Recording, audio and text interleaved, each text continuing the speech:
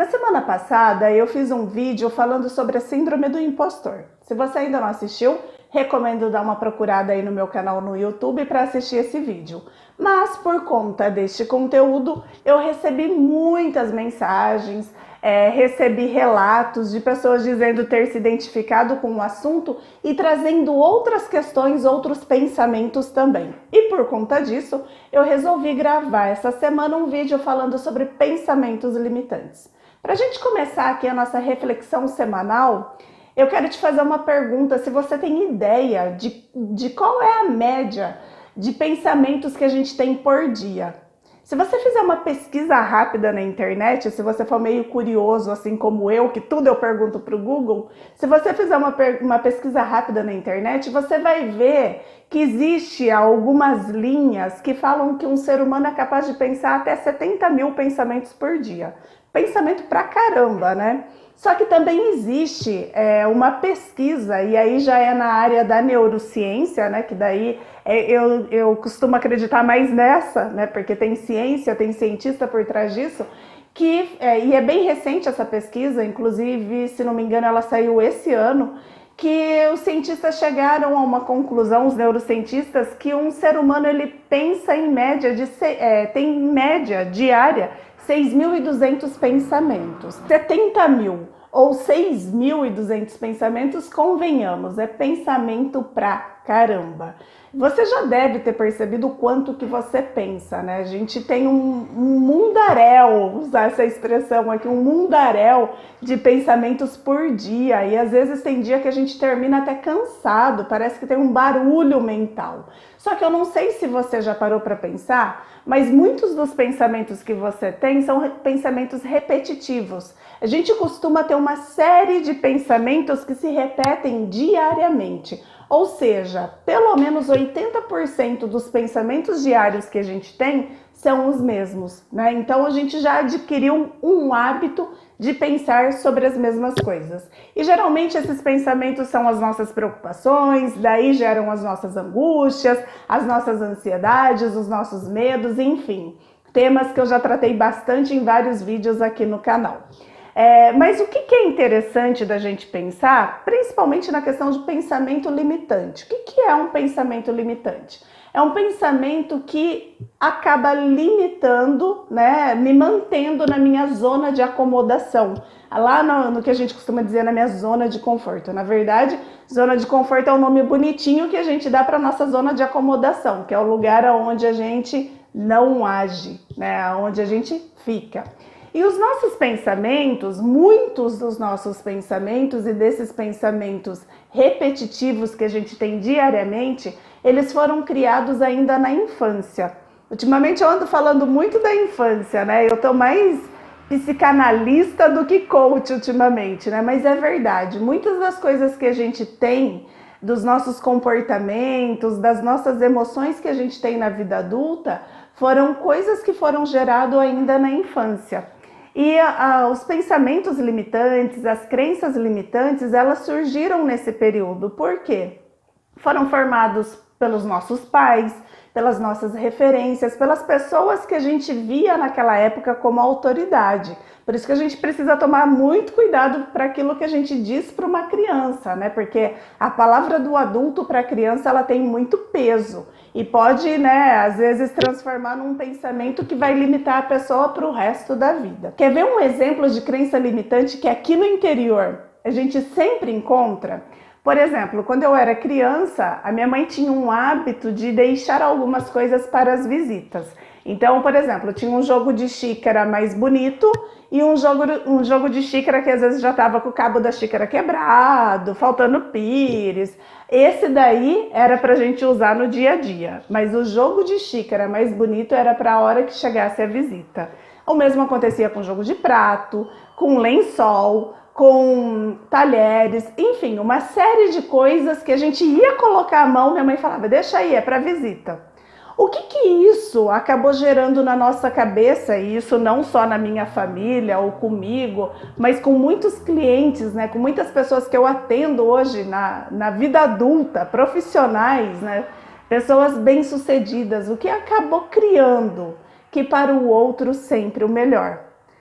era um hábito, né, uma crença, vamos dizer, uma crença que foi passado, porque minha mãe aprendeu isso com a mãe dela, que aprendeu com a mãe dela, era algo que foi passado de geração para geração e acabou criando um pensamento limitante de que o outro merece o melhor. Se a gente parar para pensar, porque principalmente na PNL a gente vê muito que o pensamento ele gera emoção e a emoção vai gerar o comportamento. Então o que a gente vê na vida adulta hoje são as nossas ações e os nossos comportamentos, mas a gente não para pensar que ali tem um pensamento limitante, que aquele pensamento gerou uma emoção.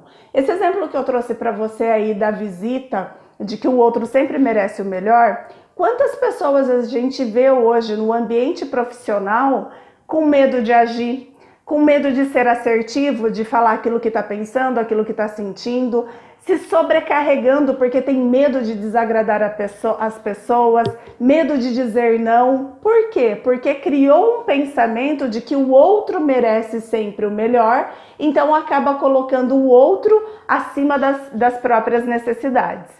Esse é um tipo de crença, de pensamento limitante, né? Então, um pensamento que gerou uma emoção negativa e essa emoção vem gerando um comportamento. E esse comportamento, ele está gerando um resultado negativo, porque essa pessoa se sobrecarrega, ela se sente mal, ela vai muitas vezes se afastando da própria essência, porque ela sempre está preocupada com o que o outro está pensando, com o que o outro vai achar dela. Então tudo isso acaba gastando muita energia.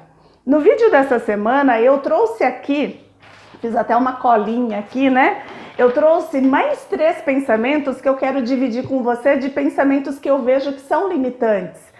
Para você ter uma ideia, ao longo do tempo aí que eu venho trabalhando como coach de carreira, como especialista em gestão de pessoas, né, porque eu atuo bastante dando treinamento, eu identifiquei pelo menos 37 pensamentos limitantes. Inclusive eu tenho essa lista, eu trabalho com os meus clientes, né, que eu chamo de inventário de crenças limitantes. Pelo menos 37, mas com certeza tem muito mais. E nesse vídeo eu trouxe pelo menos 4, né? Um é esse da questão da visita aí, que o outro merece o melhor, e esse tipo de pensamento ele acaba gerando nas pessoas a passividade. Um outro pensamento limitante que eu escuto muito e que afeta diretamente a gestão do tempo é: eu só produzo sob pressão. A pessoa acredita que ela só dá resultado se ela estiver no deadline. E esse tipo de pensamento ele vai gerar o comportamento da procrastinação. A pessoa não vai agir, ela vai deixar chegar ali, ó, em cima, né, na hora final para ela poder fazer alguma coisa. E tudo isso gera o quê? Sentimentos negativos, gera um baita de um estresse, gera emoções nela e também problemas físicos, porque as pessoas acabam tendo problema de gastrite, dores no corpo, porque ela acaba criando um estresse desnecessário, porque ela criou na cabeça dela em algum momento da vida dela essa crença, esse pensamento de que ela só produz sob pressão. Uma outra crença que eu também vejo bastante as pessoas falando, e de cara assim parece que é um pensamento potencializador, só que não, ele acaba sendo um pensamento limitante também, que é aquele pensamento: tudo que eu consigo na vida é com muito esforço. Aí você vai falar assim: mas Damares, mas é verdade, eu preciso me esforçar muito para conseguir as minhas coisas. E de fato, né, eu já gravei vários vídeos que o resultado se dá através do esforço, isso é uma verdade. Só que se a gente acreditar que tudo, e vamos pensar, tudo é muita coisa. Se a gente acredita que tudo que eu consigo na vida é com muito esforço, se acontecer alguma coisa que eu, né, no meu ponto de vista, interpretar que aquilo veio fácil, eu vou desconfiar e vou achar que aquilo não é para mim. Então, às vezes um reconhecimento, às vezes uma promoção, a pessoa pode olhar, e eu já vi isso muitas vezes acontecendo, a pessoa olha e ela não aceita. Ela não aceita porque ela acha que ela não é merecedora, porque ela não se esforçou, e na verdade ela se esforçou, mas ela acabou criando um padrão tão alto de esforço que ela não reconhece esforço naquilo. Logo, ela não se sente merecedora e isso faz com que ela crie alguns comportamentos que vão sabotar os resultados dela. E mais um que eu também ouço com frequência é: se não for para ser perfeito, é melhor eu nem fazer. Esse também é um pensamento que limita as pessoas ao quê? O que é perfeito, né? A pessoa fica lá esperando a hora certa, o recurso certo, e isso vai gerando nela aquele sentimento de incapacidade, porque ela não vê resultado, ela não faz. Ela não vê resultado. E aí ela vai contando historinhas para ela de que ela não é competente, de que ela não é boa, de que ela não dá resultado. E isso vai afetando diretamente a autoestima e ela vai tendo sérios problemas, tanto emocionais quanto problemas de performance também. Então eu trouxe aqui 4, mas com certeza, né? Como eu te falei, eu pelo menos já identifiquei mais de 30, né, nos meus clientes, nas pessoas que já passaram comigo nesse tempo todo que eu trabalho aí como coach, e com certeza tem muito mais pensamentos. O que eu quero propor para você aqui durante essa semana? Para você pensar nos seus pensamentos, né? Para você começar a verificar quais tipos de pensamento, ou melhor, né? Qual é a qualidade dos pensamentos que você costuma ter por dia, né? Você está tendo mais pensamentos, eu não estou nem falando de pensamentos negativos, estou falando de pensamentos que estão limitando você mesmo, né?